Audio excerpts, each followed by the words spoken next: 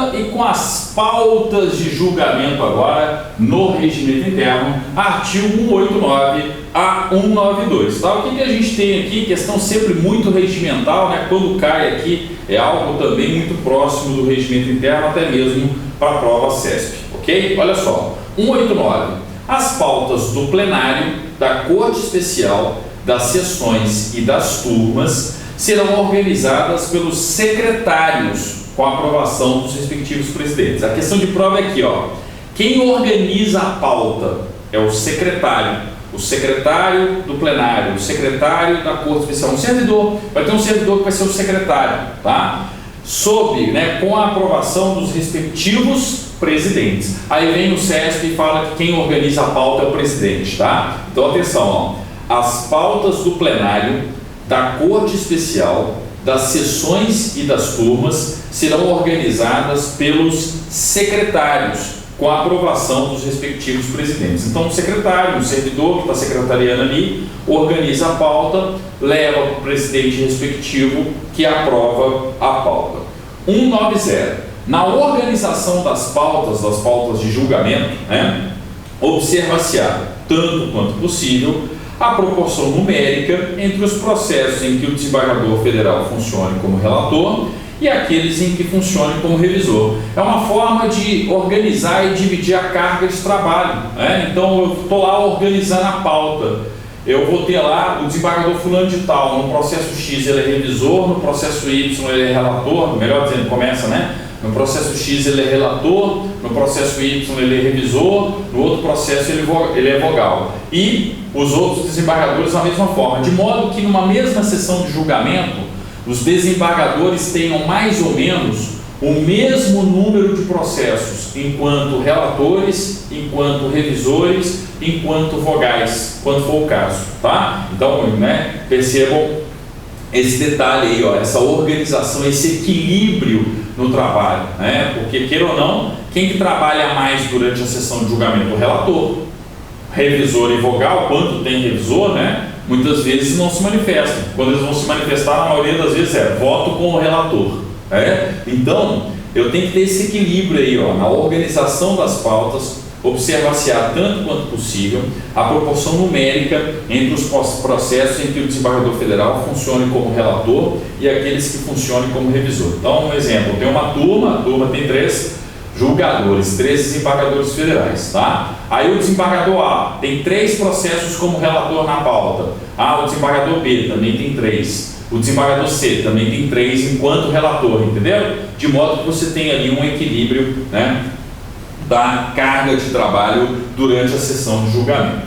191. A publicação da pauta de julgamento, que poderá vir a ser aditada, antecederá em 5 dias úteis. Podem grifar, ó, publicação da pauta de julgamento com pelo menos 5 dias úteis pelo menos a sessão em que os processos serão julgados, incluindo-se em nova pauta os processos não julgados na data iniciada na sessão seguinte. Então, comecei a julgar numa sessão anterior, não terminei, incluo na nova pauta de julgamento. Só que isso é uma questão óbvia, né? Vai sempre, o que não terminou numa sessão, vai sempre para outra sessão. A questão de prova aqui, ó, é o prazo de antecedência, 5 dias úteis. Ó, a publicação da pauta de julgamento, que poderá vir a ser aditada, antecederá em 5 dias úteis, pelo menos, a sessão em que os processos serão julgados. Isso que é importante aqui, que o CESP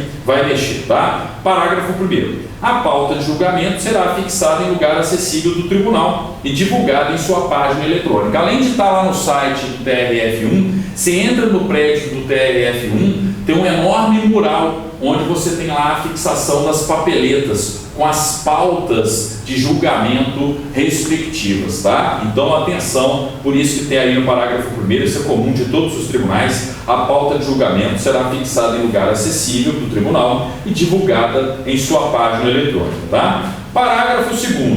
Sempre que, ao final da sessão, tá lá, tá acontecendo a sessão de julgamento, tá? E aí, sempre que, ao final da sessão, restarem em pauta ou em mesa Está na pauta ou está na mesa do presidente do órgão julgador, presidente da turma, da sessão, da corte especial. Então, ó, sempre que ao final da sessão restarem em pauta ou em mesa mais de 20 feitos sem julgamento, grifa aí, ó, mais de 20 feitos, 20 processos sem julgamento, o presidente fará realizar uma ou mais sessões extraordinárias destinadas ao julgamento desses processos, ou suspenderá a sessão para continuar no dia seguinte. Então eu posso ter tanto a convocação de uma sessão extraordinária para dar vazão a esses processos que estão ali acumulados, que estão em mesa ou em pauta e não foram julgados, tá? Ou então ele vai suspender a sessão, ó, não vai dar para julgar esses 20 que sobraram aí, ou esses mais de 20, né? Detalhe, ó,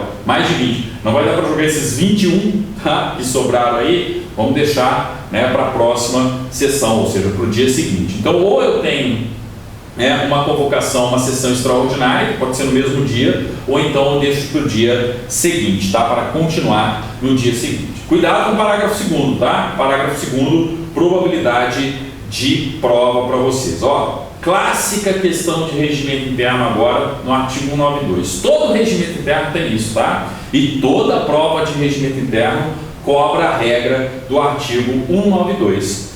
Independem de pauta. Não precisa de inclusão na pauta de julgamento. Ora, obviamente eu estou falando de medidas urgentes. E qual que é a mais urgente de todas as medidas urgentes? Isso mesmo, habeas corpus, tá? Então olha só, independem de pauta, inciso 1º, o julgamento de habeas corpus, recurso em habeas corpus, habeas data, conflito de competência e exceções de impedimento e de suspeição. Marca o inciso 1º. Eu não preciso ter isso na pauta de julgamento lá no tribunal. Ou seja, é medida urgente. Chegou, vai ser julgado na sessão de julgamento. Então, ó, independem de pauta o julgamento de habeas corpus, recurso em habeas corpus, habeas data, 2 remédios constitucionais importantíssimos, tá? Ó, habeas corpus, habeas data. Conflito de competência, eu preciso resolver o conflito de competência o quanto antes, né? E além disso, exceções de impedimento e de suspeição. Se eu não julgar a exceção de impedimento ou a exceção de suspeição, não tem como eu continuar o julgamento. Se um desembargador pode estar impedido ou suspeito, ele não pode atuar no processo. Então, naturalmente, eu preciso julgar isso o quanto antes, tá? Então, é na hora. Chegou ali um habeas corpus, julgo o habeas corpus. Chegou ali um recurso em habeas corpus, julgo o recurso em habeas corpus. O mesmo valendo para habeas data, conflito de competência e exceções de impedimento e suspeição. Inciso 2º, ó, aí é bem interno, bem formalidade, proforme de regimento interno, tá? As questões de ordem sobre o processamento dos feitos.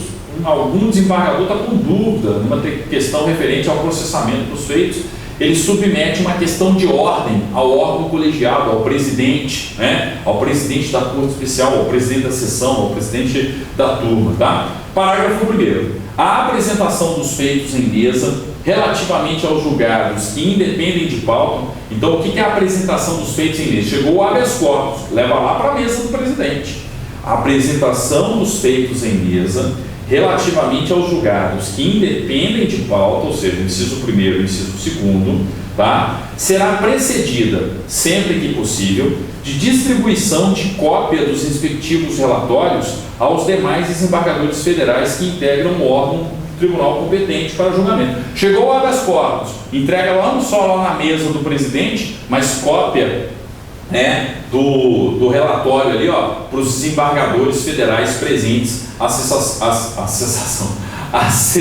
sessão de julgamento, tá? Então, ó, parágrafo 1º, uma decorrência natural do 1 e do 2, ok? A apresentação dos feitos em mesa relativamente aos julgados que independem de pauta será precedida, sempre que possível, de distribuição de cópia dos respectivos relatórios aos demais desembargadores federais que integram o órgão do tribunal competente para o julgamento. Parágrafo 2º. Havendo expressa concordância das partes, poderá ser dispensada a pauta. Eu posso dispensar a pauta de julgamento? Posso, se eu tiver justamente concordância das partes, tá? Eu posso, inclusive, inverter a pauta, coisa do tipo, tá? Mas tem que ter concordância das partes. Parágrafo 3º. o impetrante pode requerer ser cientificado da data do julgamento do habeas corpus, o que se dará por qualquer via. Então eu entrei com o habeas corpus e eu falo, olha, eu quero ser comunicado da data, por quê? Porque eu quero estar no tribunal na hora do julgamento do habeas corpus, entenderam? Então, o impetrante pode requerer ser cientificado da data do julgamento do habeas corpus, o que se dará por qualquer via. Parágrafo 4º. A coordenadoria do órgão fará anotação na capa dos autos do habeas corpus do pedido de sustentação oral pelo impetrante. Eu não só impetrei o habeas corpus, como lá no dia do julgamento, lá no TRF, eu quero fazer uma sustentação oral. Eu posso ter sustentação oral no habeas corpus? Claro que sim. Aí a coordenadoria do órgão, da turma, da sessão, da corte especial, vai anotar na capa dos autos do habeas corpus. Ó, é claro que não é assim, né? Mas ó, o advogado quer fazer sustentação oral, tá? Então tem lá a informação na capa. 193. As atas serão submetidas à aprovação na sessão seguinte. A ata da sessão de julgamento, teve uma sessão de julgamento hoje. Quando que eu vou ter a aprovação da sessão de julgamento do dia de hoje? Na sessão de julgamento seguinte. Regra clássica de qualquer órgão, seja tribunal, Assembleia Legislativa, Câmara dos Deputados, tem uma reunião, tem a ata da reunião, eu aprovo a ata da reunião na reunião seguinte, na sessão seguinte. Tá? Isso é a regra geral de regimentos internos, ok? Bem tranquilo aí, ó, parte das pautas de julgamento, tá? Próximo encontro a gente fala a respeito das audiências, tá? Então, audiências 194 e 195 do regimento interno do TRF da Primeira Região. Obrigado e até lá!